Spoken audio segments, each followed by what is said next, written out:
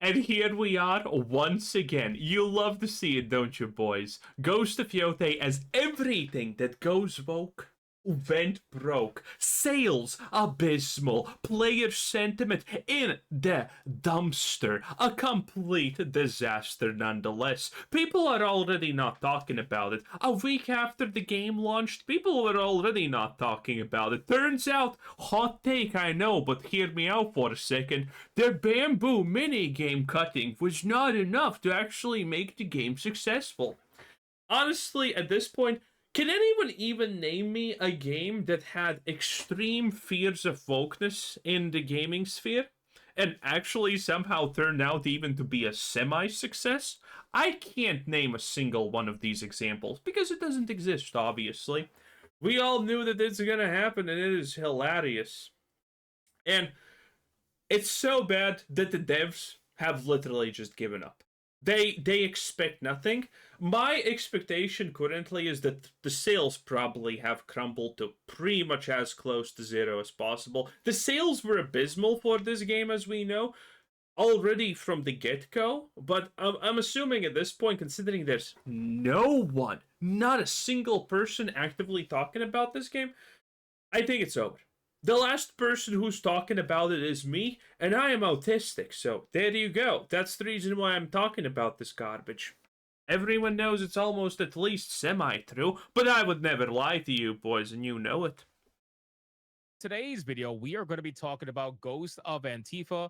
There is an interview that all of the journalists are currently referencing right now regarding Ghost of Antifa, and it comes from the previously dead, now revived Game Informer. So Game Informer wrote this article, and it's basically just a transcripted interview where it has a headline that reads the following.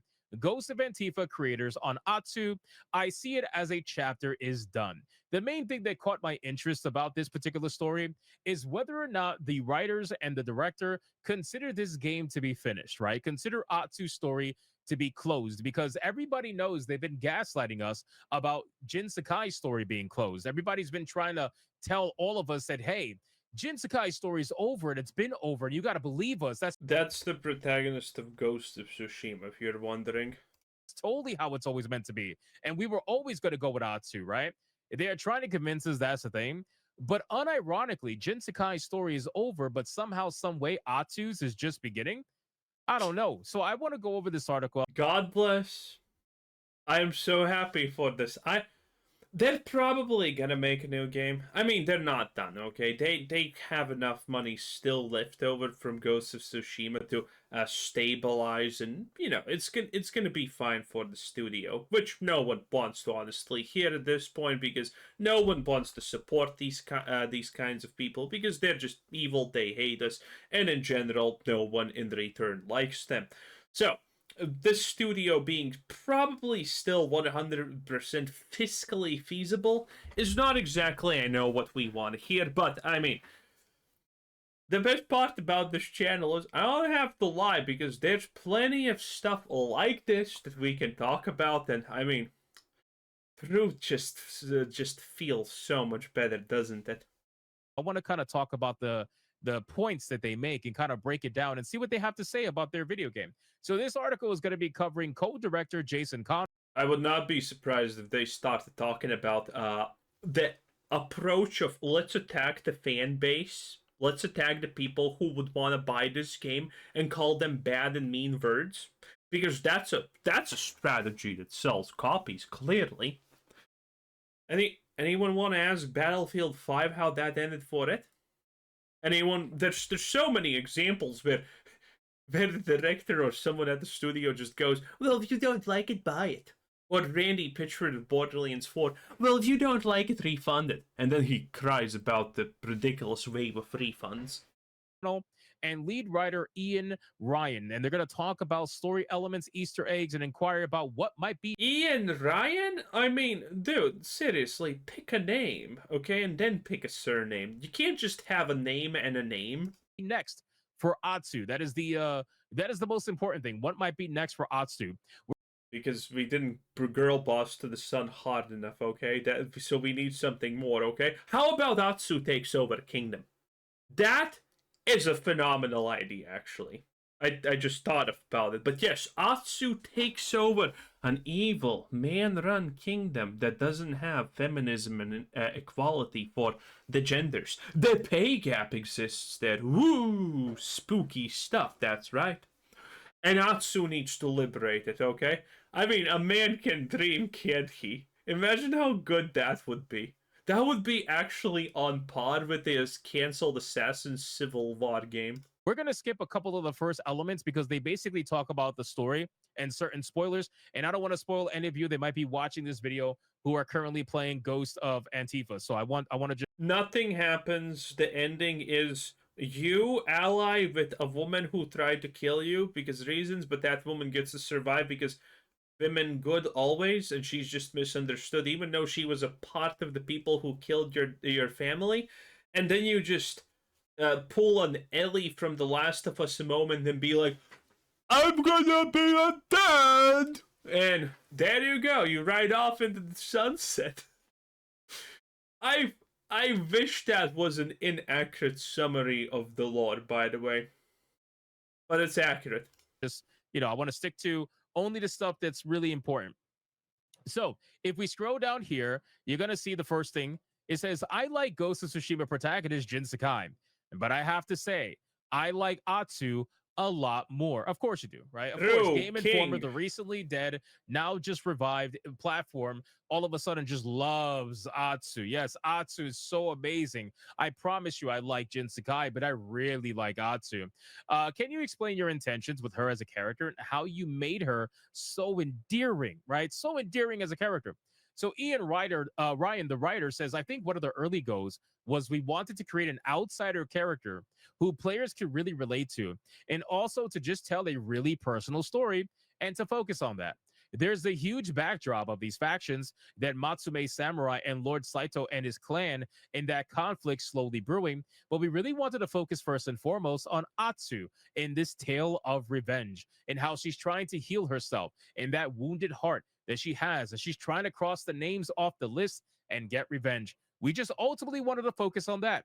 And then a lot of it also came out of working with none other than prominent Antifa member Erika Ishii, who just did a great job embodying the character. Again, the fact that it turns out there were actually so many other options that they could have went to as the main star of this game, and they went with Erika Ishii literally because she's an LGBTQ blah blah blah rainbow flag here and there activist. Literally, by the way, that's the whole thing. They went with her because of that. They literally looked at the actress from The Boys who was playing Mikumo or whatever her name is. I don't watch The Boys, and said, "Yeah, you don't have enough experience to pull this one off, sweetie." And there were others. There were actually also other ones that they just crossed off because, again, a political statement. That's what this is. This is not a game. This was always intended to be a political statement, a virtue signal, a classic yet everyone's tired of, a fantastic, you are the bad people, this is what you should be thinking because everything else is wrong type of situation. And, I mean, it was obvious. The fact that she started a controversy and she already damaged the perception of the game before anything actually else happened. And the studio was like, no, this is fine. We're going to keep her. We're not going to fire her. No, this is absolutely 10 out of 10. We support this. That was the moment when everyone who was accustomed to these situations knew, oh, it's completely over. And bringing her to life. Yes, ladies and gentlemen, they, of course, have to make sure that all the Antifa members are praised in this video game, because if they don't praise the Antifa members, well, we see what happens when Antifa gets highly upset.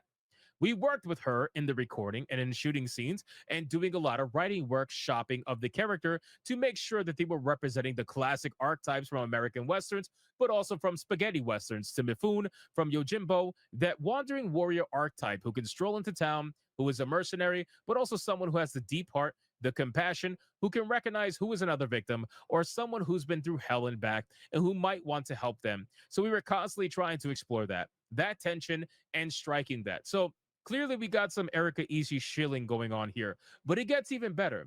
How was Erika Ishii cast and how much influence did they, keyword, they, because keep in mind, Erika Ishii, I believe, says that she goes by all pronouns. So, but she prefers the Oh. they them, if I'm not mistaken. So, how much influence did they have over the character? Is there a By room the way, I am so fine with the they pronoun, by the way, because I usually refer to people with this that I disdain as they. for improvisation when you're performing for a video game character? Jason, the director, says yes, in a lot of ways, like Ian just mentioned, writing, workshopping, and there was workshops with Erika to try to help find the character. I think that's an important part of the journey. You kind of have this idea from the very beginning. Before Ian even writes anything, maybe just co-director Nate Fox and I, we have this idea for this type of character that gets a little bit more refined and exciting when Ian goes and writes something. And then we go through the casting process, and we were looking for somebody that can obviously depict the character that you written, but also maybe has something more interesting that you weren't even thinking of. Yeah, maybe like being a member of Antifa, perhaps. I guess. I guess being a member of Antifa must have been like the selling point, right? The moment she showed up, she said, "I'm Antifa," and they just hired her on the spot. But again, they weren't thinking of, or that shows some of their flaws, and they wear it outwardly. And then you're like, "Oh man, this is somebody we think could bring something interesting to this character. That is something that we could write around." There's a softness to it. Yeah. Okay. Wait. Whoa. Hold on. Wait. Erika Ishii's considered soft. Yeah. Okay. Okay. Yeah. She's soft. All right. Yeah. She's soft Oh, that's a bad thing to say. like a I real woman. Yeah, think. sure.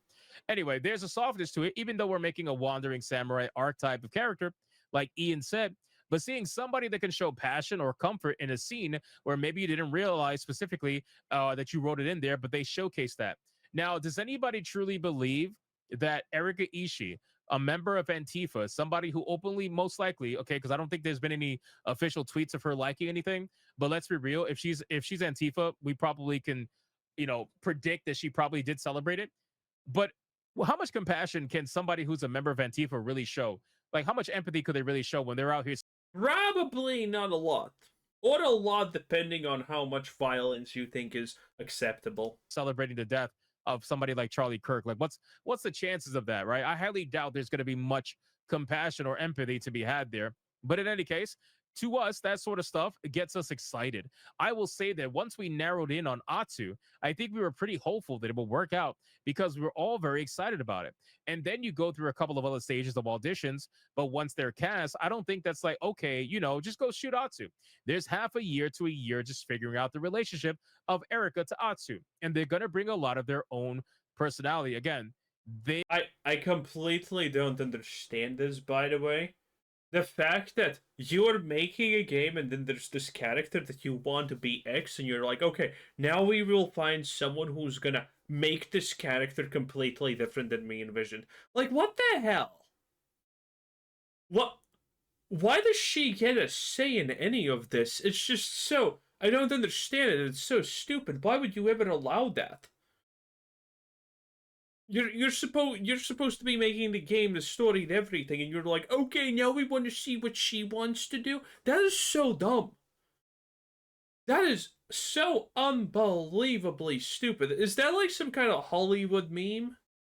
I think I honestly feels like that's some kind of Hollywood meme. they're going to bring a lot of their own personality. Look at the keywords of this article when we're reading through this, and a lot of their own choices, and it kind of evolves, and it's a beautiful thing, creative thing that you're making together. And I think Ian and the writing team and Nate Fox, obviously he's stage director on all of our games, did a really good job bringing such great characters out of not just Erika but all of them. They brought their best. Okay, so what I'm reading about this so far is that there is there is clearly like there is clearly was an idea to have this mercenary archetype in their mind that wasn't necessarily meant to be a female or not. It wasn't necessarily meant to be Atsu. It ended up becoming Atsu. So it's clear that they were probably going to go with a male mercenary archetype in the beginning. And then eventually they ended up, thinking of a female archetype. Whether that was before or after they met Erika Ishii, I'm not sure. It seems like the timeline is a little blurred here. But overall, they were at least considering something opposite for a little bit. And then it says Nate Fox is a big fan of improv in general, and he really likes to bring that kind of electricity into the scenes that he directs. And he would always give actors one final take after we got everything in the can and got what we needed. He would give them one just for their own to try some things out. And so often that was a take we would use. And something really interesting would come out of that we would then take. That that sounds like such a failure way actually to do things. It's insane. That sounds completely useless, redundant. I mean, I get it. An actor does something on their own. Nice. But you're telling me this person was, and we know that she's not good at her job. We know that she's just an activist, and that's how she gets all of her work. Now it's not skill; it's just the right political leaning.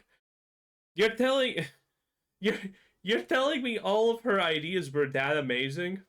Oh please. Considering no one likes the story, well, the sales have probably something to say against this. Everything has, the world has something to say against this at this point. Everyone knows that these are clear lies. I love how these people try to grandstand and talk about everything they do in these giant ways, like more special than anything else. Oh, guys, look at me. I did a job. I did my job. I'm special because I did it so specially. Yes, very cool. Keep sweeping those floors, buddy. That's that. That's it. It's pathetic. It is absolutely pathetic when these people try to grandize their own work like this.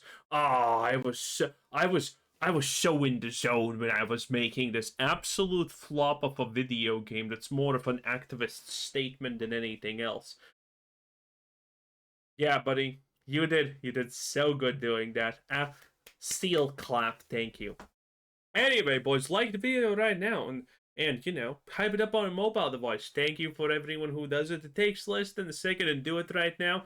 Thank you for everyone who does. In any case, Ghost of Yōtei is a disaster. There is no future for this. There's nothing that can be done. There's nothing that can be saved. I don't know if PlayStation is gonna do it, but if this was on Steam, I would expect a 50% discount by Christmas. It's way worse than Borderlands. It's way worse than anything. Anyway, that was Hypnotic 10 out of 10. Bye.